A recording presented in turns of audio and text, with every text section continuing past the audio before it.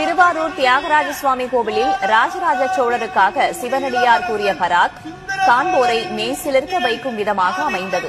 சிதம்பரத்தில் உள்ள திருமுறைகளை மீட்டெடுக்கும் விழாவை முன்னிட்டு திருவாரூரிலிருந்து ராஜராஜ சோழர் புறப்படும் நிகழ்வு நடைபெற்றது.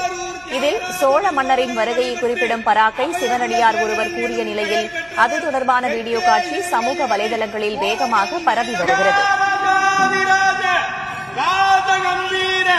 சோழ சாம்ராஜ்யத்தின் முடியிளவரசன் சுந்தர சோழரின் புத்திரன் ஆதித்த கரிகாலன் மற்றும் குந்தவை விராட்டியின் சகோதரன் வந்தியத்தேவனின் சிநேகிதன் திருவாரூர் தியாகராஜ பெருமானை வழிபட்டு அபயகுலசேகரன் எனும் பெயர் பெற்றவர் தெற்கே இலங்கை வரை